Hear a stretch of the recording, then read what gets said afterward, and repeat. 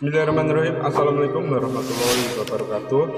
Pemirsa yang dirahmati Allah, marilah kita simak ceramah dari Ustadz Adi Hidayat dengan tema bolehkah bertawasul dengan sholawat? Sebelumnya marilah kita berselawat terlebih dahulu. Allahumma sholli ala Sayyidina Muhammad wa ala ali Sayyidina Muhammad. Selamat menyaksikan. Assalamualaikum warahmatullahi wabarakatuh. Waalaikumsalam warahmatullahi wabarakatuh. Ustadz, apakah boleh bertawasul dengan salawat? Sangat boleh. Sangat boleh. Ya, asal tawasul itu teman-teman asalnya dengan takwa. Itu rumusnya di Quran surah ke-5 Al-Maidah ayat 35. Ya, paling kanan di mushaf sana agak sedikit ke bawah, ya. Ya ayyuhalladzina amanu taqullaha wabtaghu ilaihil wasilah. Ya. Ya ayyuhalladzina amanu, orang-orang yang beriman pada Allah Subhanahu wa taala, taqullaha, tingkatkan takwamu kepada Allah, wabtaghu ilaihil wasilah, dan carilah dengan takwa itu sebagai wasilah. Wasilah di sini tawassul tawassalu itu mencari wasilah. Ya, untuk bisa membawa wasilah itu dalam rangka memohon kepada Allah supaya Allah cepat mengabulkan apa yang kita inginkan. Nah, ternyata kata Al-Quran wasilah terbaik itu dengan menggunakan takwa. Ya, takwa itu bisa apa? Macam-macam. Bisa ibadah ritual, itu bagian dari takwa. Ya, misalnya sholat itu kan, itu bagian dari takwa. Dalilnya apa? Al-Baqarah ayat 2-3 itu. Ya, dzalikal kitabu la raiba fihi hudal lil muttaqin. Siapa muttaqin orang takwa ini? Ayat 3-nya. Alladzina yu'minuna bil ghaib wa yuqimunas shalah. Salat. Ya, makanya banyak orang bertawasul menggunakan salat. Tawasul di sini menjadi wasilah. Ya, di Quran banyak sekali. Nabi Zakaria misalnya ketika memohon kepada Allah keturunan, ya sudah berobat sana sini memohon, dan di mihrab salat, dan dengan tawasul salatnya itu dijawab oleh Allah. Ya, itu kan ada di Quran surah ketiga Ali Imran ayat 38-39. Hunalika da'a Zakaria rabbah qala rabbi habli min ladunka dzurriyyatan thayyibah innaka sami'ud du'a. Ya, bermohon kepada Allah dalam salatnya, meminta kepada Allah yang Maha Pemberi tanpa batas saat orang mengatakan ini ada batasan. Apa jawaban Allah? Fanadatul malaikatu wa huwa qa'imun yusalli fil mihrab. Anallahu yubashshiruka bi Yahya. Kan? Maka langsung dikirimkan malaikat menyampaikan kepadanya, Allah kasih kabar gembira, kamu akan punya anak. Namanya siapa? Yahya, gitu kan? Nah, jadi itu bisa menggunakan hal demikian. Bisa dengan ibadah-ibadah yang lain seperti misalnya puasa, karena puasa juga bagian dari ketakwaan. Ya, Al-Baqarah ayat 183, ya ayyuhalladzina amanu kutiba alaikumusshiyam kama kutiba alal ladzina min qablikum la'allakum tattaqun, ya. Jadi birrul walidain juga bisa. Ya, birrul walidain berbuat baik kepada kedua orang tua misalnya, bisa dengan infak, itu bagian dari takwa juga. Ya, bisa dengan amal-amal soleh. Jadi takwa itu wujudnya amal soleh yang dikerjakan dengan iman. Jadi ketika pekerjaan dilakukan dengan iman kepada Allah, maka berubah pekerjaan itu menjadi amal saleh. Makanya di Quran setiap kata iman itu seringkali disandingkan dengan amal saleh. Ya wal 'asr innal insana lafi khusr illal ladzina amanu wa 'amilus shalihat. Nah, iman ketika mengiringi perbuatan jadi amal saleh itu bagian untuk titian takwa. Makanya muaranya takwa. Jadi begitu takwa meningkat, maka takwa jadi cara tercepat kepada kita untuk memohon kepada Allah supaya dikabulkan permintaan-permintaan kita. Makanya banyak orang memohon kepada Allah itu dengan mengerjakan amal soleh dulu. Makanya setiap kali kita beramal soleh, teman-teman sekalian, jangan lupakan untuk berdoa, karena itu cepat sekali. Cepat-cepat, termasuk kisahnya orang-orang yang viral di Al-Bukhari itu kan, yang terjebak di dalam gua itu, dan sulit mereka kemudian untuk keluar dari situ, ya setelah menggunakan banyak tenaga. Maka mereka bertawasul kan dengan amal soleh masing-masing. Nah, di antara amal soleh itu ada yang dengan menggunakan lisan. Contohnya apa? Misalnya sholawat pada Nabi sallallahu alaihi wasallam. Hadisnya jelas. Man shalla alayya salatan wahidah sallallahu alaihi asyra salawat. Siapa yang bersolawat kepadaku, kata Nabi sallallahu alaihi wasallam, dengan satu kali solawat, Allah akan balas dengan 10 kali. Ya, awas nih ya, awas, hati-hati, ada persepsi orang-orang salah yang ditebarkan oleh baik itu dari kalangan orientalis ataupun misionaris bahwa ini nabinya orang Islam masih butuh syafaat dari umatnya. Itu salah memahami. Ya, kita wajar lah karena nggak pernah belajar Islam kan, nggak pernah sholat, nggak pernah puasa, nggak pernah mengerti. Jadi kita terangkan lagi dengan cara yang benar. Sholat yang dimaksudkan di sini adalah meminta dengan sholawat itu, memohon kepada Allah dengan keutamaan nabinya supaya kita dapat kemuliaan. Ya, jadi bukan mendoakan dalam konteks doakan Rasulullah sudah baik, sudah terjamin dan sebagainya. Justru kita memohon kepada Allah ya dengan membawa nama Rasulullah SAW melalui sholawat kepadanya. Ya, maka kata Nabi SAW itu akan balik 10 kebaikan. Jadi kita bersolawat kepada Nabi SAW, hakikatnya meminta kepada Allah supaya dengan solawat itu Allah berikan kemuliaan seperti Allah berikan kemuliaan atas nama Nabi Muhammad SAW.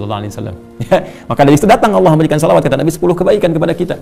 Dan salawatnya Allah kepada kita itu berupa apa? Bisa berupa pengabulan doa, bisa berupa rahmat, bisa berupa ampunan, ya bisa kemudahan dalam mendapatkan solusi dalam kehidupan. Ya, itu misalnya di Quran surah kedua Al-Baqarah ya ayat 155 sampai 157 itu kan bagaimana mengatasi persoalan. 155 persoalannya, 156 kesabarannya, 157 salawat Allah kepada kita. Ya, walanabluwannakum bisyai'in minal khaufi wal ju'i wa naqsin minal amwali wal anfusi wath thamarat wa basyiris sabirin. Ya, dan setiap orang-orang yang hidup, kalian semua akan mendapatkan ujian untuk meningkatkan kualitas hidup kalian, bukan untuk menjadikan kehidupan kalian bermasalah, kata Allah. Ya, apa saja ujiannya itu? Ada kekhawatiran, khauf, kita khawatir, gak enak, gak nyaman, macam-macam sifatnya. Ya.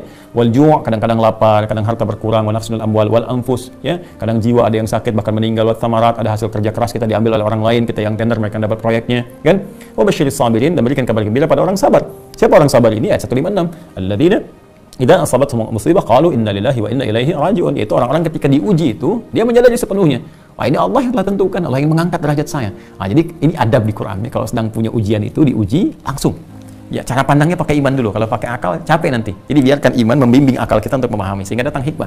Maka ketika iman kita berbicara, iman kita memberikan bimbingan, maka spirit Quran akan datang. Kata Allah, setiap ujian itu pada hakikatnya didesain oleh Allah untuk meningkatkan kualitas kehidupan kita. Karena semua ujian itu, pemahamannya, itu tidak pernah datang kecuali untuk meningkatkan kualitas. Silahkan kalau nggak percaya, ya, kita kadang-kadang di satu sisi bisa memahami dengan mudah, tapi sisi lain terkait hidup kita sendiri, kok jadi susah gitu logika itu dipakai. Saya beri contoh begini, di sekolah kan ada ujian. Kita mengerti kan setiap kali ada ujian itu untuk meningkatkan kualitas ilmu kita. Makanya kita belajar kan, supaya terlihat ilmu kita itu meningkat. Kalau nggak belajar berarti nggak lulus. Ya makanya kan pos atau frame terkecilnya itu supaya lulus, supaya lulus. Lulus itu apa sih maksudnya? Ya lulus itu kan peningkatan kualitas. Jadi lulus kualitas kita meningkat. Sehingga naik dari yang sebelumnya, kan? Dari SD ke SMP, SMP ke SMA. Ya hidup juga begitu, kan polanya sama saja. Diuji dengan persoalan supaya kualitas meningkat, kualitas kesabaran, ketangguhan menghadapi sesuatu, ketangguhan merencanakan, ya, ketangguhan bersikap dan sebagainya. Nah kalau lulus di situ nanti naik kelas, naik menghadapi lebih besar lagi, maka diuji lagi sehingga matang keadaan hidup kita. Ketika semua ujian sudah dihadapi, maka kehidupan jadi ringan untuk dilakukan. Ya, nangis itu wajar, air mata itu wajar. Nanti ketika semua air mata telah keluar, pada hakikatnya, pada akhirnya Anda akan menyikapi semua dengan bahagia karena sudah tidak ada air mata lagi yang akan keluar. Jadi kalau sudah terbiasa mengeluarkan air mata sehingga sampai kering, nggak ada air mata lagi yang akan dikeluarkan karena semua akan kebal dengan semua jenis ujian, ringan. Jadi hidupnya akan jadi menyenangkan saja kalau benar cara menghadapinya. Maka Al-Quran mengatakan, katakan pada dirimu, inna lillahi, semua itu punya Allah. Allah kasih ketentuan, la yukallifullahu nafsan illa wus'aha. Nggak mungkin Allah uji di luar batas kemampuan, kan? Kemudian pasti ada solusinya, inna ma'al usri yusra, ini yang ringan pasti akan selesai, kan? Maka ketika kita bersimpuh di hadapan Allah dan mengatakan semua Allah telah tetapkan, ya wa ilaihi raji'un, semua kembali kepada Allah termasuk solusinya. Lalu kita bersabar, lalu pelan-pelan kita atasi dengan ikhtiar. Maka orang seperti ini di ayat 157-nya, ulaika alaihim salawatun min rabbihim wa rahmah, wa ulaika humul muhtadun. Ya maka orang-orang ini ulaika alaihim salawatun min rabbihim. Orang-orang ini mendapat salawat dari Rabbnya, dari Allah Subhanahu wa taala. Nah, salawatnya apa yang dimaksudkan? Ya satu, pahala-pahala ya dari kesabaran mereka. Yang kedua ampunan dari Allah ketika mereka memohon. Kan banyak orang diuji itu sering minta ampun kan? Ya, diuji sakit, sabar, ya Allah, ya Allah, ya Allah, turun ampunan, kan? Ya, terus dapat pahala banyak.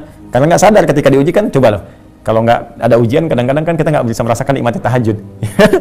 Kemarin kemana aja? Nggak pernah tahajud, tiba-tiba pekerjaan dikasih sulit sedikit, mulai puasa, mulai baca Quran, kan? Mulai tahajud, gitu kan? Muncul kan hal semacam itu. Dan jawaban dari doa-doa dan diringankan persoalan kehidupan. Jadi itu salawat dari Allah. Makanya untuk mendapatkan itu cara cepatnya bisa banyak bersalawat kepada Rasulullah SAW. Tiap hari kita salawat. Allahumma salli ala sayyidina Muhammad, salli ala sayyidina Muhammad, salli ala sayyidina Muhammad wa ala ali Muhammad. Silakan bersalawat senyaman yang kita bisa lakukan. Maka itu di antara dalilnya. Ya, yang paling tegaskan innallaha malaikatahu yusholluna 'alan nabi ya ayyuhalladzina amanu shallu 'alaihi wa sallimu taslima. Ya, Allah saja memberikan salawat kepada Nabi sallallahu alaihi wasallam, malaikat juga bersalawat, dan salawatnya Allah, salawat malaikat beda dengan kita ya yang memohon kepada Allah Subhanahu wa taala seperti tadi saya sampaikan. Maka orang-orang beriman perbanyak salawat kepada Nabi sallallahu alaihi wasallam. Dan banyak kisah di masa lalu termasuk para pemimpin-pemimpin yang paling populer sekali. Ya, kalau kita lihat di YouTube juga klik saya kan pemimpin yang senang salawat nanti muncul tuh. Ya, dulu di Turki gitu kan ada kan, terus yang sekarang juga pemimpin di Chechnya itu senang salawat juga tuh ya. Terus ya banyak, kalau undang nggak usah ditanya. Kita juga banyak mempersiapkan itu, nanti insya Allah akan terasa manfaatnya, terasa bedanya, terasa kenikmatannya kepada jiwa, ada salawat, ada istighfar dan sebagainya. Semoga Allah memuliakan, ya, semoga Allah memuliakan.